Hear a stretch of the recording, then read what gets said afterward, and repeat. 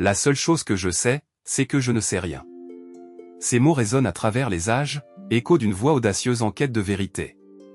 Socrate, figure emblématique de la philosophie, incarne la quête de la sagesse, un chemin jalonné de questions et de réflexions. À Athènes, au VE siècle avant notre ère, la pensée s'éveille dans un climat intellectuel où les débats philosophiques sont omniprésents. Les citoyens s'engagent dans des discussions passionnées, défiant les normes établies, tandis que Socrate éveille les consciences à travers un dialogue profond. Sa méthode socratique, reposant sur le questionnement, encourage une exploration collective de la vérité. Il incite chacun à réfléchir sur ses convictions, confrontant l'ignorance avec courage. Dans ce contexte, Athènes émerge comme un centre du savoir, mais l'instabilité politique et les tensions internes y règnent. La démocratie athénienne est à la fois une fierté et une source de conflits, marquée par des guerres, des révoltes et une lutte constante pour le pouvoir. Socrate se démarque par son approche unique, visant à guider plutôt qu'à enseigner. À travers des figures historiques comme Périclès, dont la politique expansionniste a façonné la ville, Socrate observe le contraste entre la grandeur d'Athènes et la corruption qui l'accompagne. Il invite ses interlocuteurs à remettre en question leurs certitudes, face à une démocratie en construction. L'impact de Socrate se mesure à travers les défis qu'il a affrontés. Son audace attire l'inimitié de ceux qui le considèrent comme un perturbateur. Les sophistes, par exemple, se concentrent sur l'art de persuader plutôt que sur la recherche de la vérité. Socrate, en revanche, devient un phare de clarté à une époque où le relativisme fait rage. Sa quête de vérité n'est pas sans conséquences, menant inévitablement à son procès.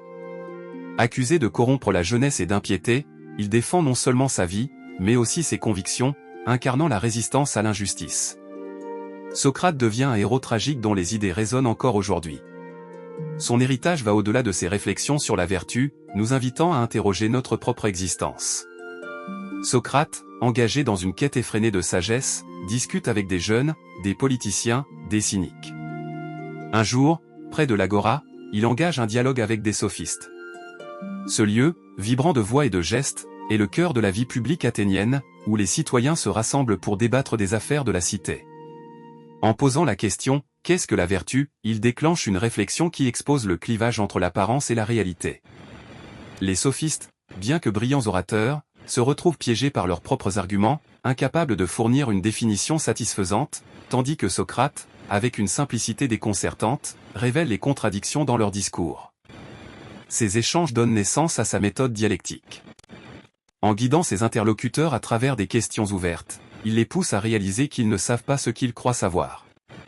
Parfois moqué, il continue sa quête. Une rencontre marquante avec Alcibiade, un jeune homme brillant mais perdu, illustre l'influence de Socrate. Dans le cadre d'un jardin ombragé, entouré de la sérénité de la nature, Socrate incite Alcibiade à réfléchir sur la justice et l'intégrité. Les couleurs vibrantes des fleurs contrastent avec l'incertitude qui règne dans l'âme d'Alcibiade, tiraillée entre son ambition politique et sa quête de sens. Socrate lui montre que la grandeur réside dans la vertu plutôt que dans le pouvoir. Dans un moment de lucidité, Alcibiade déclare « Si seulement je pouvais être aussi sage que vous, Socrate ». Socrate lui répond avec bienveillance « La sagesse vient de la connaissance de soi, cher ami ». Cependant, Socrate se heurte au mécontentement des puissants. Son questionnement incessant le conduit à être accusé de nouvelles divinités. Le procès qui s'ensuit devient un moment charnière. Ironiquement, il est jugé par le système qu'il a tenté d'améliorer. Dans la salle d'audience, un lieu austère et chargé d'une atmosphère pesante, Socrate se tient là, face à un jury de citoyens athéniens, certains troublés par ses idées, d'autres affligés par sa présence. Les murs en pierre, témoins silencieux des tensions sociales, semblent vibrer au rythme de ses paroles. L'odeur de l'huile d'olive et du vin flotte dans l'air, rappelant les festivités passées, tandis que le murmure des spectateurs monte, créant un contraste avec la voix ferme de Socrate.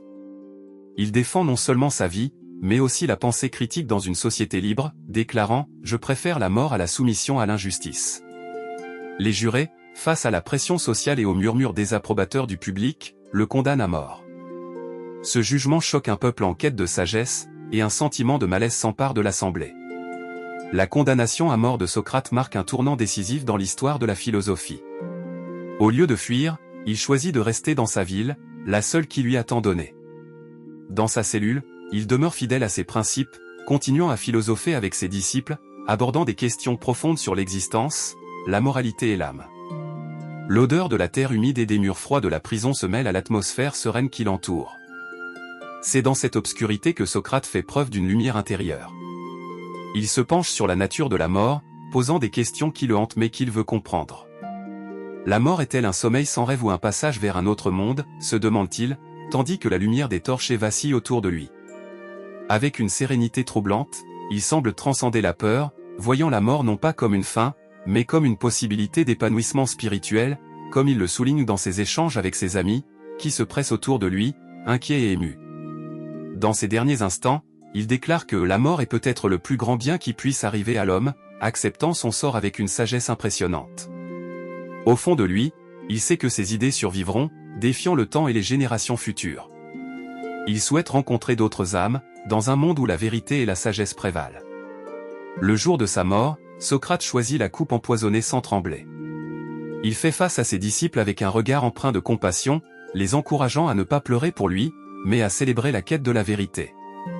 Ces derniers mots, un appel à réfléchir et à questionner, résonnent dans la pièce, la vie non examinée ne vaut pas la peine d'être vécue. Dans son dernier souffle, il devient un archétype de la recherche de vérité, un phare pour ceux qui osent questionner le monde. Cette scène de sa mort représente l'apogée de sa quête.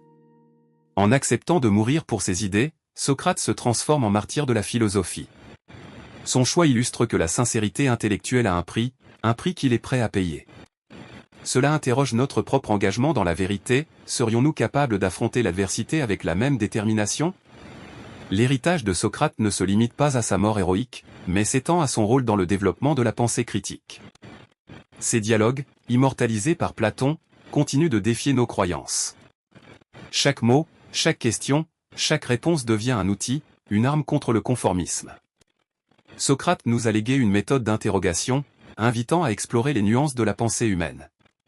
La philosophie socratique est essentielle aujourd'hui face aux crises éthiques modernes, où la quête de vérité est plus nécessaire que jamais. En réfléchissant à l'héritage de Socrate, nous réalisons que la quête de sagesse est un voyage collectif. Chaque question posée nous rappelle que l'interrogation est une force, une manière de vivre. Son héritage, loin d'être figé, nous invite à rechercher la vérité dans nos vies quotidiennes. Embrassons cet appel à la réflexion comme une nécessité pour faire face aux défis de notre époque.